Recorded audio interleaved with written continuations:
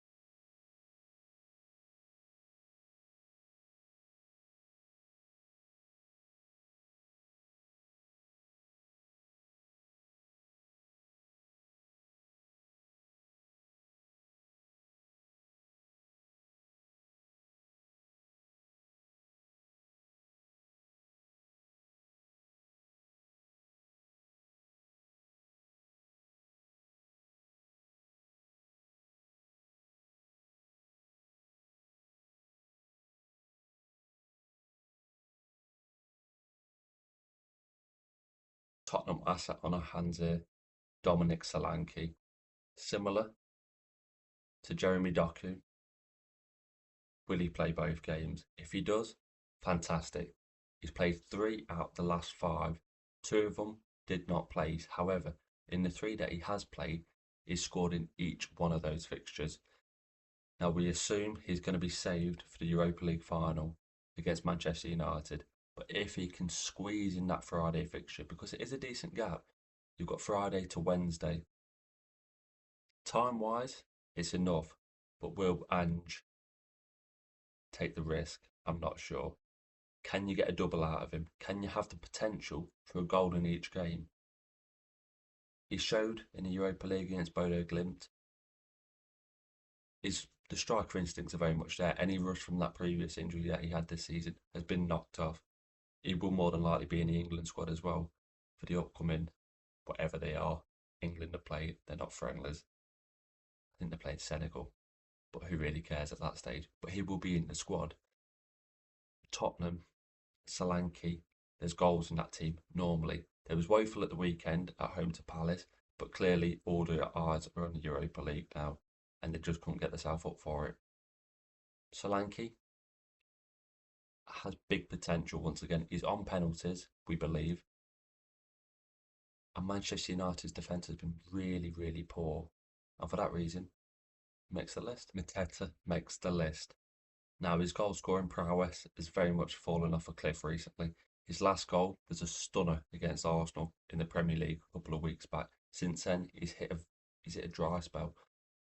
But 2 games this week, Man City in the Cup, and then they've got the game in midweek as well at home to Wolves. Wolves, are they on the beach? I think we can write a lot of narratives when it comes to this FA Cup final. If Palace win it and go into next week, are they going to be celebrating? If they lose to City at the weekend, are they going to be on a downturn? We don't know the outcome of that game. But what we can say is we do think Mateta will play in both. He's a handful on his day, but can his day be both of them fixtures that we need him to be? I feel like against Man City in the Cup, there's going to be chances. We saw in the league game a couple of weeks back when Man City put 4-5 goals past them. Palace were 2-0 up in that game. Many people forget that. And had a goal disallowed, an Eze goal, for 3-0. Marginal offside, and the game would have been gone. I know it's a cup final. I know City get to cup finals and keep things tight normally. They've lost against Manchester United, of course, last season. But I think Mateta will have a big chance in this game. Can he put it away? Time will tell. But it's a fantastic The last asset. Player on today's list is a player that many of us would have probably owned throughout the season, and many of us that would have owned for more of the season had it not been for players like John Duran and Marcus Rashford. That being Ollie Watkins.